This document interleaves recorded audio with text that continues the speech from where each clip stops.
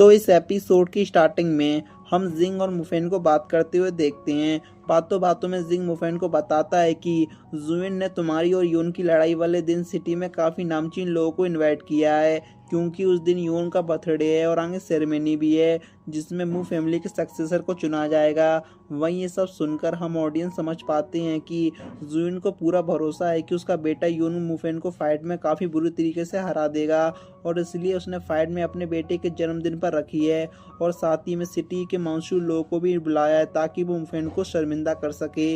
लेकिन इन सब बातों से अपना हीरो मुफेन को कोई फ़र्क नहीं पड़ता, बल्कि वो कहता है कि अच्छा, फाइट वाले दिन एक ग्रैंड इवेंट की तरह मनाया जा रहा है। वाह वाह वाह, ठीक है। आगे जिन कहता है कि अब तुम पूरी तरीके से बदल गए हो, तुम पहले वाले मुफेन नहीं रहे, अब तुम हमारे स्कूल के सबसे स्ट्रॉन्ग स्टूडेंट हो। तभी टीचर टेंगी वहाँ पर आती है और मुफेन से कहती है कि तुम्हें प्रिंसिपल बुला रहे हैं। वहीं टीचर टेंगी को देखकर मुफेन कहता है कि मुझे आपसे फायर एलिमेंट के लेवल के बारे में कुछ बात करनी है, तो क्या मैं आपके घर आ सकता हूँ? जिस पर टीचर टेंगी हाँ में जवाब देती है, और ये चीज़ देखकर जिंग देखता ही रह जाता है, मानो वो मुफेन ने टीचर टेंगी को प्रपोज किया हो। नेक्स्ट सीन में हम मुफेन को प्रिंसिपल के साथ बात करते हुए देखते हैं। यहाँ पर प्रिंसिपल उसकी और योन की लड़ाई के बारे में पूछती हैं, जिस पर मुफेन उन्हें सब कुछ बता देता है जो भी अभी जिन ने उसे बताया था, जैसे कि उस दिन योन का 18th बर्थडे और ये सेरेमनी भी है। जिस पर प्रिंसिपल कहते हैं कि उस दिन बस इतना ही नहीं, बल्कि तुम दोनों की लड़ाई अंडरग्राउंड होली स्प्रिंग से भी ताल्लुक रखती है। जिसे सुनकर मुफेन को याद आता है कि पिछले एपिसोड में जिस वनाई मॉन्स्टर को उन्हें हराया था, वो भी अंडरग्राउंड होली स्प्रिंग की एनर्जी करण की जनरल क्लास में कन्वर्ट हुआ था, और अब अगर इस लड़ाई में जीतने वाला अंडरग्राउंड होली स्प्रिंग में जाकर ट्रेनिंग करेगा तो उसकी बल्ले बल्ले हो जाएगी। अब आगे प्रिंसिपल कहते हैं कि अंडरग्राउंड होली स्प्रिंग हमारी सिटी में काफ़ी टाइम से है, बट अब उसकी एनर्जी कम होती जा रही है, और इसलिए एक रूल बनाया गया है कि साल में सिर्फ एक ही स्टूडेंट वहां पर जाकर ट्रेनिंग करेगा, जो कि सिटी का सबसे बेस्ट स्टूडेंट होगा। जो यून के बेटे यून ने पहले ही सिटी के बाकी रिपोर्टेड फैमिली को दिखा दिया है कि वो सबसे बेस्ट है, और इसलिए उसके खिलाफ और कोई खड़ा नहीं होगा।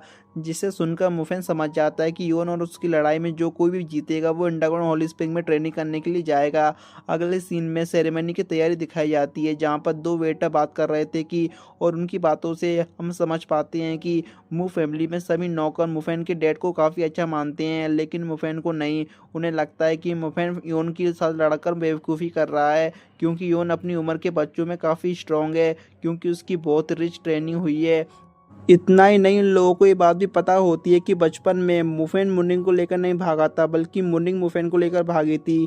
नेक्स्ट सीन में मुनिंग जुन से कहती है कि लड़ाई कोई ग्रैंड लेवल की तरह करने की क्या ज़रूरत है, जिस पर जुन कहते हैं कि तुम्हारी बात यून इस फैमिली का सक्सेसर बनने लायक है, और जब उसकी लड़ाई किसी के साथ हो रही है तो वो कोई छोटी मोटी बात नहीं है। जिसके बाद वो ये भी कहता है कि मुफेन जो मामूली स्टूडेंट है वो कभी भी योन जैसी अपनी रिच फैमिली में ट्रेनिंग हुई है उसके सामने टिक नहीं पाएगा। वहीं ये सब सुनकर मुनिंग वहां से जाने लगती है और जुएन के पूछने पर बताती है कि वो वॉक पर जा रही है, लेकिन जुएन को अच्छे से पता है होता है कि वो मुफेन से मिलने जा रही है, मगर फिर भी वो उसे जाने देता है, और उसका अंदाज़ा सही निकलता है, क्योंकि रात होने पर मुनिंग मुफेन से पहाड़ी पर मिलती है। दरअसल उसे जिन ने बताया था कि मुफेन इस टाइम पर उस पहाड़ी पर मिलेगा। आगे मुनिंग बातों बातों में मुफेन को फाइट में हिस्सा लेने के लिए मना करती है। वो तो यहाँ तक कहती है कि तुम ये सिटी छोड़कर कहीं दूर चले जाओ, क्योंकि कल की फाइट के दौरान योन तुम्हें इतनी बुरी तरीके से हरा सकता है कि तुम कभी फ्यूचर में फाइट करने की काबिल ही नहीं रहोगे। साथ ही में वो ये भी कहती है कि योन बच्चा था जब मेरे डैड ने उसे अडॉप्ट किया, और वो तभी से मेरे डैड की किसी बात को मना नहीं करता, और कल शायद वो तुम्हें काफ़ी बुरी तरीके से पीट सकता है। जिस पर मुफेन कहता है कि कल की कल देखेंगे, और मैं तुम्हें यकीन दिलाता हूँ कि मैं योन को अच्छा मजाक चखाऊंगा। अब ये सब सुनने के बावजूद भी मुनिंग उसे लड़ने के लिए मना कर रही थी, जिस पर मुफेन कहता है कि मेरे डैड ने मुझे यहाँ तक पहुँचाने के लिए काफ़ी कुछ सहा है, और अब मैं पीछे नहीं हट सकता। कल योन मेरे बीच में लड़ाई होकर रहेगी। उसके बाद अगले दिन फाइनली लड़ाई का दिन आता है और मू फैमिली के मेंशन में गेस्ट आने स्टार्ट हो गए थे, जिसमें हंटिंग क्लब के मेंबर भी थे। वहीं जब साइटेंग सभी को वेलकम कर रही थी तभी मुफेन वहां पर आता है और साइटेंग को आवाज़ लगाता है, मगर साइटेंग उसे सुना देती है, जिससे मुफेन को समझ आता है कि वो लोग उसे नहीं पहचान रहे, क्योंकि वो मास्क पहनकर हंटिंग करने के लिए जाया करता था। इसलिए वो तुरंत साइटेंग से माफ़ी मांगकर अंदर चला जाता है। वहीं उसकी बैक साइड देखकर साउकी को लगता है कि उसने मुफेन को कहीं तो देखा है, और ये सैमची ली और स्वेसी को भी लग रहा था। जिस पर सेटिंग कहती है कि जिस दिन वन आई वुल्फ मॉन्स्टर ने सिटी पर अटैक किया था उस दिन वो वहीं पर था, लेकिन हमारे आते ही वो वहां से भाग खड़ा हुआ। जिसे सुनकर साउकिल ली और फेसी इस चीज को इग्नोर करते हैं।